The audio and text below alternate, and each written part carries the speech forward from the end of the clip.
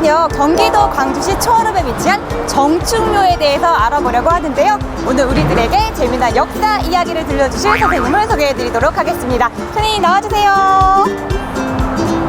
안녕하세요. 안녕하세요. 안녕하세요, 여러분. 네, 오늘 여러분들께 우리의 역사, 옛 얘기를 좀 더 재미있게 여러분들께 들려줄 하영호입니다. 만나서 반갑습니다. 반갑습니다. 네, 반갑습니다.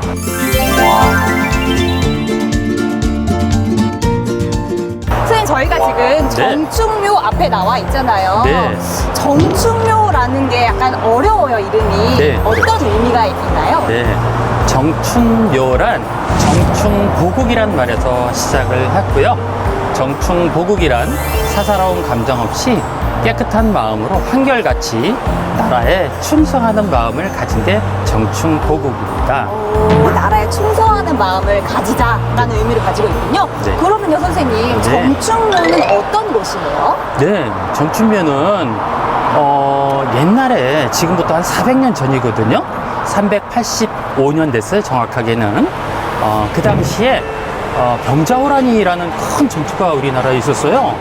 그때 우리의 인조임금이거든요. 그 당시에 인조임금님이 남한산성으로 오셨는데 임금님을 구하기 위해서 여기까지 달려왔던 병사들을 그분들의 죽음에 대해서 희생을 너무나 안타깝게 생각하는 희생을 기리기 위해서 이곳에다가 정충묘를 세우게 됐습니다.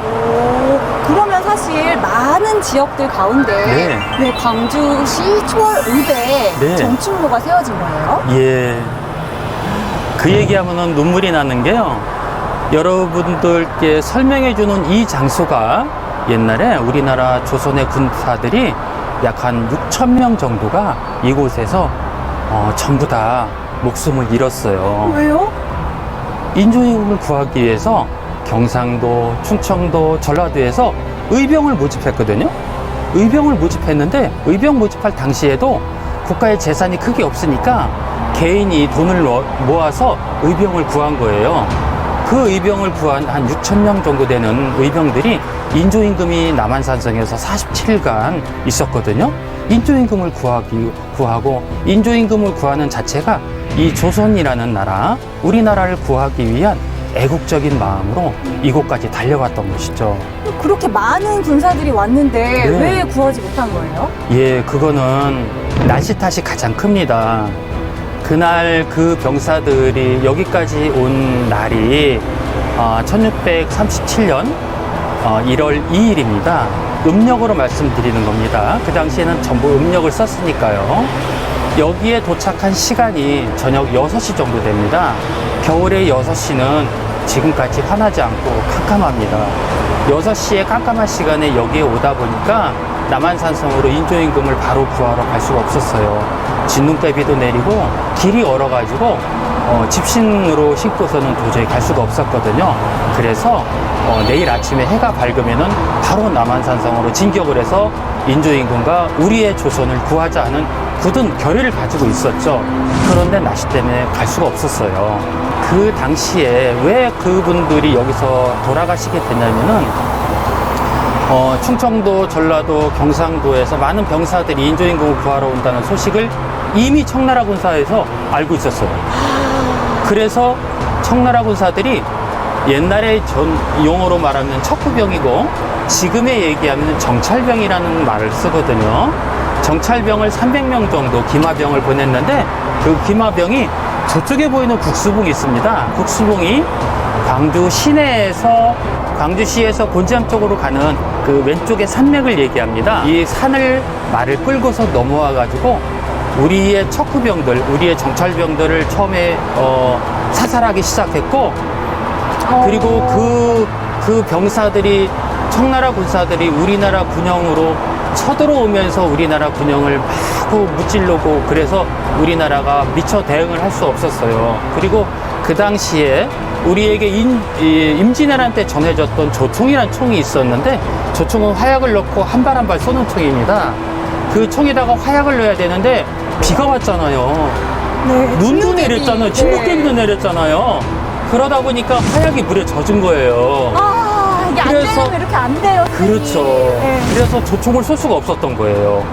그냥 칼로만 싸워야 되는데 이미 몸은 얼어버렸고 배도 고프고 그래서 미처 싸울 수 있는 힘이 없었던 거죠. 그래서 많은 병사들이 청나라 군사한테 당할 수밖에 없었던 거예요. 선생님 말씀을 듣고 보니까요. 네. 이것이 굉장히 안타까운 그런 네. 곳이네요, 정말로. 맞습니다. 왜 눈물이 날 것 같다고 하셨는지 알 것 네, 같아요. 네. 그러면 그 당시에 돌아가신 그 군사들을 네. 기리기 위한 장소인 거네요? 그렇습니다. 그러면 선생님, 네. 또 정충묘에서는 이제 네. 대표적으로 어떤 분들을 모시고 계신 거예요? 네, 여기서 충청도, 전라도, 경상도에서 오신 병사들을 지휘했던 분들이 4분을 모시고 있는데요. 한번 올라가서 설명을 드릴까요? 네. 네, 한번 올라가시죠. 네. 슬픈 곳이네요, 선생님. 예. 이쪽으로 이렇게 올라와 보니까요. 네. 위패가 보여요. 네. 그래서 어떤 분들이 지금 모셔져 계신 거예요? 네, 여기는, 마음 같아서는 6천 명이 다 여기다 모셔졌으면 좋겠는데, 장소가 협소하다 보니까 그렇게는 못하고, 그 병사들을 이끌었던 지금의 대장들이죠. 대장 4분만을 모시고 있습니다. 왼쪽부터가 제일 높은 분입니다. 저분이 경상 좌도 병마 절도사 허완 장군이고요. 그 다음에 분이 경상 우도 병마 절도사 민영 장군입니다. 그리고 세 번째 있는 분이 공청도 병마 절도사 이의배 장군이고요. 그리고 마지막 여러분들이 보실 때 오른쪽 앉아 계신 분은 왼쪽에 해당되는 거예요. 안동 영장 선세강 장군 이렇게 4분을 모시고 있습니다. 지금 네. 대장님들 4분을 소개를 해주셨는데 네. 약간 좀 궁금한 점이 경상좌도, 경상우도 이렇게 말씀을 해주셨어요. 네, 네. 그럼 약간 생소한데 어떤 분이에요? 그렇죠. 맞아요. 지금은 경상북도, 남도, 전라북도, 남도, 네. 충청북도, 남도 이렇게 부르는데 여기에는 네. 좌도 우도라고 그랬죠. 신기하죠? 네. 옛날에는 인조임금, 임금님이 경복궁에서 부산 쪽을 바라본 그쪽이 남쪽이거든요? 네. 그죠? 그러면은 여러분들 이렇게 볼 때 왼쪽에 이쪽이 손이잖아요. 임금님의 왼쪽 손이 있는 쪽이 좌도가 해당되고요. 임금님의 오른쪽에 해당되는 쪽이 우도입니다.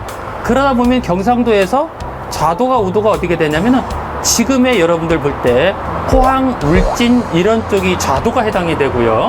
그리고 안동 이쪽이 이제 우도가 됩니다. 지금이랑은 지역 구분이 살짝 다르네요. 그렇죠. 네. 그래서 경상좌도, 경상우도 이렇게 말씀을 네, 그렇습니다. 그리고 제가 네. 오늘 정충묘를 온다고 해가지고 네. 좀 공부를 해봤는데요. 네, 네. 정충묘가 사실 이곳에 있었던 게 아니라는 그런 네. 소문이 있더라고요. 예, 이곳에 옮겨진 데는 약 한 50년 정도 됩니다. 약 한 50년 정도 되는데 그 전에 이 3번 국도가 새로 개설이 되면서 앞쪽에 지금 이 국수봉 자락에 이 조그맣게 사당이 있었는데 도로가 개설이 되면서 이쪽으로 옮기게 되어 있죠. 네. 이쪽에서 오시게 된 이유가 물론 여기에서 이분들이 임금을 구하기 위해서 왔었는데 그 전에 이제 우리 역사를 조금 더 다시 살펴보면은요. 병자호란이 1636년에 일어났습니다. 그런데 그거보다 9년 전에 1627년에 세상에 우리나라에 청나라건이 첫 번째 쳐들어오고 병자호란이 두 번째 쳐들어온 거거든요. 첫 번째가 1627년 쳐들어왔던 정묘호란이라고 있습니다. 정묘호란은 인조임금이 강화도로 피신을 가서 거기에서 청나라와 형제연을 맺고 전쟁이 끝난 게 정묘호란입니다. 그런데 정묘호란 때 청나라군은 말타는 김한미 쪽이거든요. 그러다 보니까 이 사람들은 해군이 없어요. 바다나 물에서 싸운 경험이 한 번도 없습니다. 네네. 인조임금이 강화도에 들어가서 나 잡아봐라 이렇게 소리를 질러도요 인조임금을 잡을 수가 없었어요. 그래서 이 청나라군에서 야 내가 너희들하고 형제 인연을 맺을 테니까 우리 같이 잘 보내자 하고서 맺은 게 정묘호란의 형제 연입니다. 이 청나라가 자그마한 소수민족에서 시작을 해가지고 대평원을 정복을 했거든요. 여기에 야망에 그치지 않고 그 당시에 중국을 지배했던 나라가 명나라인데 명나라를 정복하려고 그 정복의 욕을 가지고 있었어요. 욕심을 부렸군요. 네. 그런데 청나라가 왜 그럼 우리하고 형제의 연을 맺었는데 왜 쳐들어왔을까요? 그 사람들의 정복 야욕을 숨길 수가 없었던 거예요. 명나라가 약간 기울어지고 있었거든요. 아, 이참에 명나라를 우리가 먹어야 되겠다 하는 그런 마음을 가지고 명나라를 쳐들어가려고 계획을 세웠어요. 그런데 우리나라가 조선이 명나라와 친한 관계를 있다 보니까 자기네가 청나라가 명나라를 치려면은 앞으로 나가잖아요. 앞으로 나가는데 우리 조선이 앞으로 나가는 그 청나라의 뒤를 칠까봐 우리나라를 먼저 공격을 하게 된 겁니다. 그게 경장호란이죠. 네. 네. 우리나라는 임진왜란, 정묘호란, 병자호란을 거치면서 너무나 큰 희생들이 많았어요. 그래서 이 나라를 지키고자 그 마음으로 애국심으로 가지고 충청도, 전라도, 경상도에서 오는 많은 병사들이 인조임금과 조선이란 나라를 구하지 못하고 안타깝게 돌아가셔가지고 이곳에 모셔져 있는 게 지금의 현실입니다. 선생님, 그러면은 네. 지금도 이곳에서 제를 지내고 있나요? 네, 제를 지내고 있습니다. 그러면 어떤 분들이 언제 제를 지내시나요? 네, 처음에 제를 지내기 시작한 거는 이곳 동네 주민들이 그분들의 영혼을 달래주기 위해서 제사를 먼저 지내왔었어요. 그거를 광주시하고 광주문화원이 2003년부터 이거를 우리가 광주시에서 공공의 형태로 제사를 지내는 거를 공제라고 하거든요. 공제 형식으로 지내야 되겠다 해가지고 2003년부터 광주시에서 주관을 해가지고 제사를 모시고 있습니다.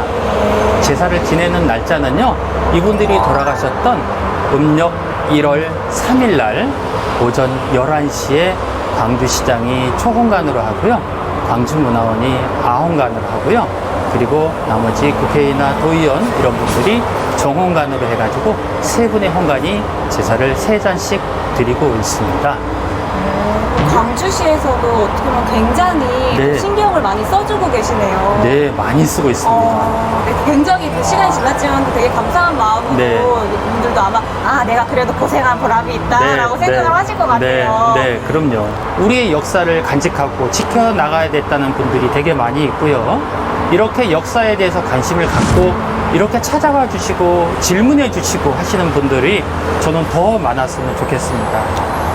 네, 오늘은요 저희가 정충묘에 대해서 알아봤는데요. 여러분들도요 우리 지역 광주에 정충묘라는 곳이 있다는 걸 기억을 해주시고요. 우리의 아픈 역사지만 잊지 말고 잘 지켜야겠다라고 생각을 해주셨으면 좋겠습니다. 저는요 다음 시간에도 또 찾아올게요. 여러분 안녕. 안녕.